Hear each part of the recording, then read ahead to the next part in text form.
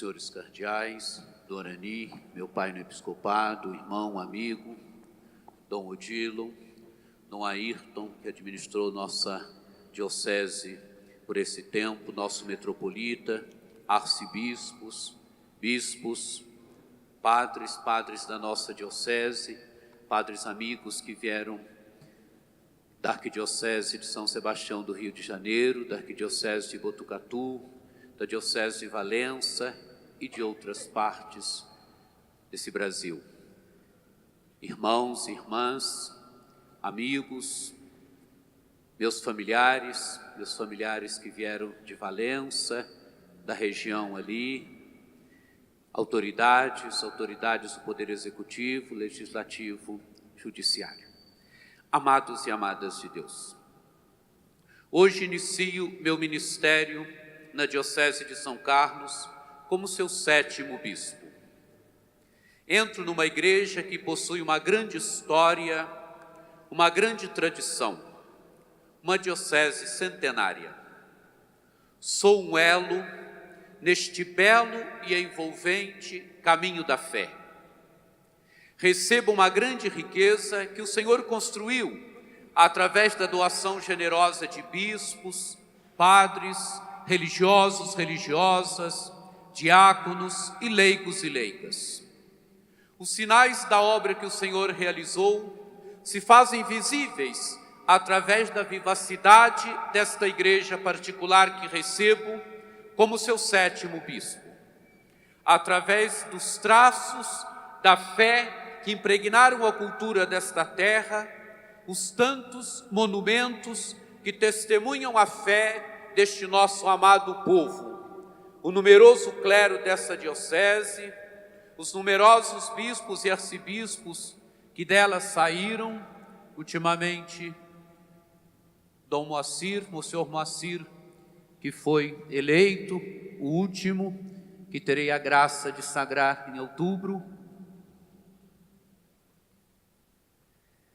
Os religiosos, religiosas, o laicato vivo que doa a vida através das pastorais, movimentos, associações, novas comunidades e tantos outros. Relembro os meus predecessores neste caminho: Dom José Marcondes, Dom Gastão Liberal, Dom Rui Serra, Dom Constantino Amistalden, Dom Joviano de Lima, Dom Paulo Sérgio, Dom Ayrton, que administrou a diocese durante esse tempo. Meus caros amigos e amigas, o que de mais importante trago na minha bagagem para vos oferecer e compartilhar é o mistério de Cristo, que é o centro da minha vida. Não sei viver sem Cristo. Repito com Paulo VI, tu nos és necessário, tu nos és necessário. Sem ti não sabemos e não podemos viver. A palavra de Deus que ouvimos na primeira leitura nos apresentou uma imagem bonita do trono de Deus e de Deus mesmo, pois aquele ancião representa o próprio Deus. Imagem que nos consola, que nos faz perceber que Deus é o Senhor da história, que Ele acompanha os fatos, os acontecimentos da vida do dia a dia. A imagem do Filho do Homem se cumpre no Evangelho, que nos apresenta a centralidade de Cristo. Na montanha com Pedro, Tiago e João, contemplamos a beleza do Senhor, entramos no mistério da sua pessoa, da sua divindade velada em sua humanidade. Contemplamos uma beleza que salva, que dá sentido à nossa vida pessoal e ao nosso caminho de igreja. Primeiro, o evangelista São Lucas situa bem a cena que ouvimos. Jesus toma consigo Pedro, Tiago e João e sobe à montanha para orar. Lucas nos apresenta Jesus rezando. São Lucas quer dizer que este é um momento importante do ministério de Jesus. Enquanto orava, o aspecto do seu rosto se alterou, suas vestes tornaram-se de fulgurante brancura. O rosto de Jesus se torna bonito, radioso. É a beleza de Jesus que contemplamos. São João Paulo II, na Novo Milênio Neunt, naquele documento Novo Milênio que se inicia, pergunta: não é porventura papel da Igreja refletir a luz de Cristo em cada época da história, fazer resplandecer o seu rosto diante das gerações do novo milênio? Sim, refletir a luz de Cristo é o grande papel da Igreja. A cena que contemplamos apresenta um rosto radiante, bonito de Cristo. Cabe aqui a pergunta: que face de Cristo estamos apresentando? São João Paulo II diz: o nosso testemunho será pobre se não formos antes contempladores do rosto de Cristo. Sermos contempladores do rosto de Cristo, aqui está o segredo para o nosso caminho de igreja, para o nosso caminho pessoal. Contemplando a beleza de Cristo, encontramos nele o verdadeiro sentido da vida humana. Em Cristo, o homem encontra o que é ser homem. Nele, o ser humano encontra o seu caminho, pois o mistério de Cristo revela ao homem o que é ser homem, pois Cristo é o homem segundo o projeto de Deus. A um homem que corre o risco de perder o sentido do que é ser homem, pois vai perdendo a sua origem e o seu destino, a Igreja lhe apresenta Cristo. Ele é o sentido do homem. Somente nele encontramos a nossa verdadeira vocação.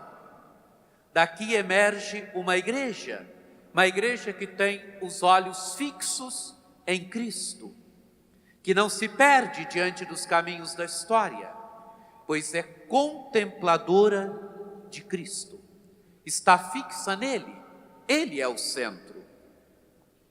Um segundo aspecto é a transformação da veste de Jesus, que se tornaram de fulgurante brancura. A veste de Jesus é a igreja. Veste de um tecido só, como se lê no Evangelho de João, no capítulo 19, versículo 23.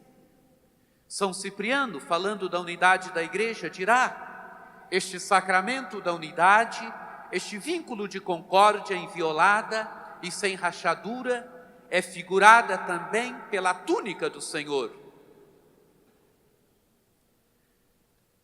Como se lê no Evangelho, ela não foi dividida, nem de modo algum rasgada, mas sorteada. Os apóstolos contemplam esta veste bonita, resplandecente.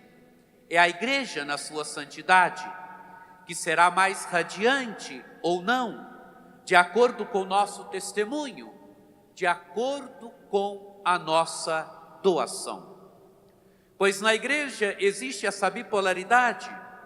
De um lado, a santidade, ela é santa, ela traz em si todos os meios de salvação, é sacramento de salvação, mas ela se realiza na história, numa história concreta, numa história marcada pelo pecado, numa comunidade real. Ela se realiza concretamente em cada tempo, em cada realidade. Nós a edificamos. Quanto mais nos tornamos contempladores de Cristo, mais radiosa, bonita a igreja se torna.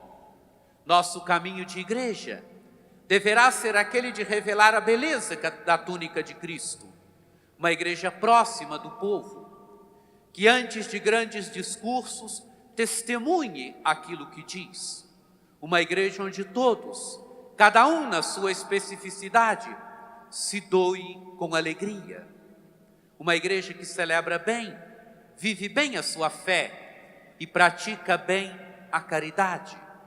Pois, como nos disse o Papa Emérito Bento XVI, a natureza íntima da igreja exprime-se num tríplice dever: anúncio da palavra de Deus, querigma martiria, celebração dos sacramentos, a liturgia, serviço da caridade, a diaconia. São deveres que se reclamam mutuamente, não podendo um ser separado do outro. Uma igreja que vive, uma igreja que pela sua caridade manifesta a sua fidelidade ao seu Senhor, pois a nossa fidelidade ao Senhor é medida pela nossa caridade, pela nossa capacidade de amar. Uma caridade operosa, que vai ao encontro dos pobres, das periferias existenciais, que se encontra lá onde as pessoas precisam sentir concretamente o amor de Cristo, que toca a sua carne, sua concretude histórica, existencial. Pois o próprio Papa Emérito Bento XVI, ele vai dizer: a caridade pertence à natureza da igreja, é a expressão irrenunciável da sua essência. Uma igreja missionária, em saída, como nos pede o Papa Francisco, onde todos, bispo, padres, diáconos, religiosos, religiosas, seminaristas, leigos e leigas, são comprometidos com o anúncio e o testemunho de Jesus Cristo.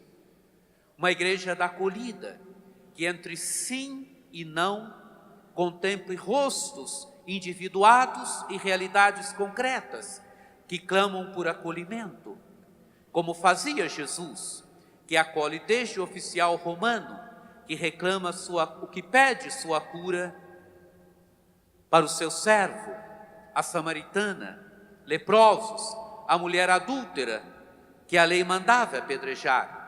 Sim, uma igreja que acolhe a cada um onde se encontra e é capaz de lhe propor um caminho.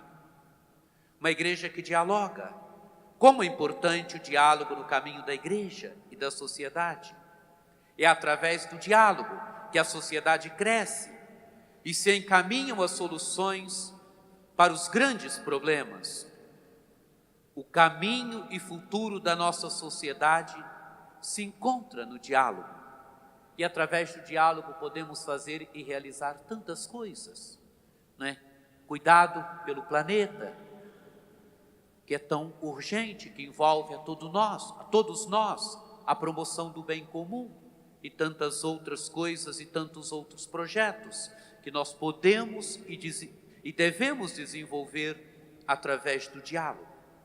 O diálogo exige respeito, a valorização do outro, uma visão alta do outro, uma visão alta e bonita das instituições. Dialogar significa ter a disposição de encontrar a todos, de encontrar crentes de outras igrejas, crentes de outras religiões e não crentes, os diferentes ambientes e mundos dessa nossa região, com o pressuposto de que onde existem pessoas pensantes, ali há as condições para o diálogo. Deus já iniciou naqueles que o buscam com coração sincero a sua obra. O diálogo de Jesus com a samaritana mostra essa sede de Deus que há no coração humano. Uma sede que às vezes inconsciente, mas que é fruto da ação escondida do Espírito de Deus nos corações. Amados e amadas de Deus, devemos passar do rosto transfigurado de Jesus ao rosto da igreja. A túnica de Jesus, essa túnica bonita, radiante, e nos empenharmos na construção de um rosto bonito, nos empenharmos em tornarmos a túnica de Jesus mais bonita, mais radiante. A santidade da igreja nos compromete a cada um de nós. A beleza ou feiura do rosto e da túnica de Jesus está traçado no rosto de cada um de nós. Nós somos igreja. Nós somos a igreja. O rosto resplandecente da igreja na história depende da doação alegre, generosa, bonita de cada um de nós. Moisés e Elias conversavam com Jesus. Moisés e Elias significam a lei e os profetas. Significa o Antigo Testamento que se cumpre em Jesus Cristo. Jesus é o centro das Escrituras. Jesus só pode ser entendido no contexto das Escrituras. São Lucas narra sobre o que conversavam. Falavam da sua partida, que iria se consumar em Jerusalém. Isto é, falavam da morte de Jesus que se daria em Jerusalém. A morte é descrita com a palavra Êxodos, termo único no Novo Testamento. Jesus é apresentado como o novo Moisés, que apresenta no mar da morte, que através do mar da morte leva o novo Israel ao reino dos céus, para a glória do Pai. O seu êxodo se realiza através da cruz. A cruz é central no cristianismo. Aqui nos encontramos no centro do amor misericordioso de Deus, que a igreja é chamada a expressar. Amor misericordioso que nós visualizamos através da imagem bonita de Jesus, bom pastor, do bom pastor que ama as suas ovelhas a ponto de por elas dar a vida. E o bispo é aquele também que, configurado a Cristo, bom pastor, é capaz de desgastar por amor das ovelhas a sua vida pelo seu rebanho, a sua vida pelas suas ovelhas. O bispo é aquele que tudo suporta, como Paulo, pelos eleitos, por aqueles que o Senhor lhe confiou, por aqueles que o Senhor lhe deu. A credibilidade da igreja passa pela estrada do amor misericordioso e compassivo. Caminhei da residência episcopal até a catedral com a cruz nas mãos. A cruz rememora a nossa redenção. São Carlos Borromeu, nos tempos da peste em Milão, caminhava com uma cruz nas mãos para que todos pudessem ver a cruz e encontrar na cruz de Cristo o significado e o sentido de seu sofrimento. Assim ele é lembrado pelo povo milanês. Não há cristianismo sem cruz, não há seguimento de Jesus sem cruz. A cruz permanece o grande sinal da nossa redenção. É em Cristo morto e ressuscitado que está o sentido da vida humana. Nele, o homem, a mulher, cada um de nós encontra o seu caminho. O nosso caminho é seguido. Da nuvem, o Pai nos revela quem é Jesus. Jesus é o seu Filho amado, ouvi-o. O Pai nos convida a ouvirmos o seu Filho, ouvir Jesus. Como ouvi-lo hoje? Ele nos fala hoje, através da sua palavra proclamada em cada celebração, na oração, no irmão. Ele se dá a nós na Eucaristia. O Senhor continua a nos falar hoje. É preciso nos colocarmos na sua escuta. É ouvindo que se forma o coração do discípulo missionário. O Senhor continua a nos falar através das Escrituras. São Jerônimo dizia: ignorar as Escrituras é ignorar o próprio Cristo. A Escritura forma o coração do discípulo missionário. Esta cena nos remete à centralidade das Escrituras na vida da igreja e na vida de cada católico. Ouvir o Filho amado do Pai significa colocar a Escritura no centro, implica iluminar e dar aos acontecimentos e à história um significado mais profundo. Significa colocar os fatos e acontecimentos de salvação, que num primeiro momento o sentido não é evidente, num contexto geral de história de salvação, que faz aparecer claramente o seu sentido. E como isto é importante hoje. Eu diria que isto é missão central da igreja. Às vezes nós falamos de tudo, mas o nosso papel é apresentar uma visão mais profunda da história, das coisas, dos acontecimentos, uma visão segundo Deus, uma visão do mundo. As ciências já dão, a sociologia já dá, as outras ciências já dão. A nós cabe olhar e ler cada momento e se perguntar o que Deus diz para nós nesse momento. Quer dizer, iluminar os momentos, as situações concretas da história através da palavra de Deus, ler os fatos, os acontecimentos, dentro e numa história de salvação. A Escritura apresenta-nos o desígnio de Deus sobre o homem e sobre a história. Ouvir o Filho amado do Pai significa o progressivo desenvolver-se no homem desta clareza de Deus, da vida, da justiça, da verdade, da fraternidade. Permite enquadrar a totalidade daquilo que o homem pensa e deseja no plano do Espírito e da verdade e dar um significado. É papel central da igreja colocar esta riqueza da palavra de Deus nas mãos dos seus filhos e filhas. Isso nós fazemos, isso se dá através da leitura constante da palavra de Deus, da Escritura. Isso se dá através da leitura orante da palavra de Deus, através dos círculos bíblicos, através das escolas bíblicas, através de tantas outras iniciativas desse gênero. Hoje subimos a montanha na companhia de Pedro, Tiago e João e contemplamos a cena da transfiguração. A montanha para nós é essa catedral de São Carlos Borromeu, esta praça. Tomamos consciência de que esta glória da transfiguração resplandece também em nós, seus filhos e filhas adotivos. Daí a pouco voltaremos para nossas dioceses, para as nossas paróquias, para nossas casas, com o coração alegre, pois contemplamos essa belíssima cena da transfiguração. Beleza que nos salva. Que essa experiência nos ajude no nosso testemunho de católicos, de discípulos missionários. Que ela ilumine nosso caminho de igreja e o nosso anúncio do mistério de Cristo. Amém.